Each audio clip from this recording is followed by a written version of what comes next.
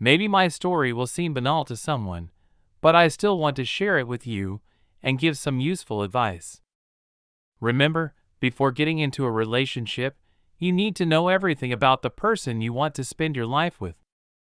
So, after serving in the Army, I returned to my hometown, got a job, and spent weekends with friends, going out of town, and visiting clubs with shared interests.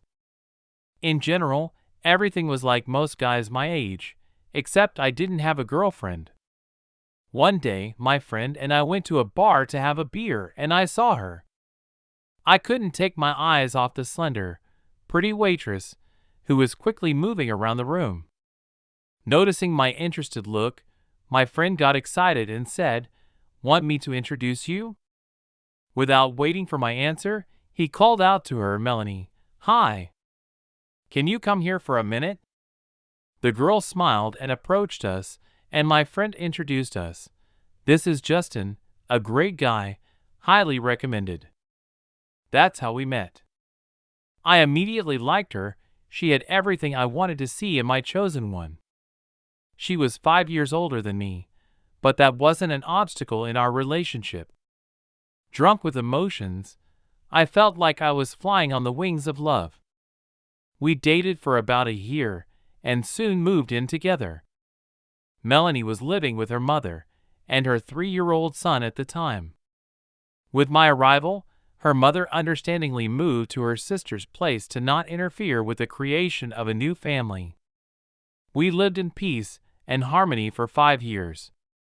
We didn't have children of our own, always blaming it on fatigue and lack of resources. Despite the difficulties, I considered our family strong, based on trust and mutual understanding. I didn't pry on purpose. I thought she would tell me if something important happened. If not, then I didn't need to know. I trusted her in everything, and that was a mistake. One weekend, friends invited me to a sauna. While we were there, my friend Brian said he saw my wife with some guy. They were walking arm in arm, and it was clear that he was more than just a friend. Honestly, I was stunned by this news and walked around feeling down and pensive until chance helped me find out the truth. On Monday, I was sent to undergo a medical examination, and I didn't tell Melanie that I wouldn't go to work. By noon, I was already at home, standing in the kitchen, heating up food, when I saw the front door open. My wife walked in with some guy. Seeing me, she was noticeably flustered and immediately blurted out, "This is my ex-husband, Dima's father. He helped carry the bags home and is leaving now." The man reluctantly put the bags down at the door and grumbled, "Well, see you tomorrow then." He quickly closed the door and left. I was in shock and demanded an explanation. It turned out her ex-husband had been in prison for a long time, and now, having been released, he decided to get his family back. They had been seeing each other for over a month, and these were not just meetings, but dates with intimate relations. I was furious and hysterical. I begged her to reconsider and not make hasty decisions. I wanted her to stay with me.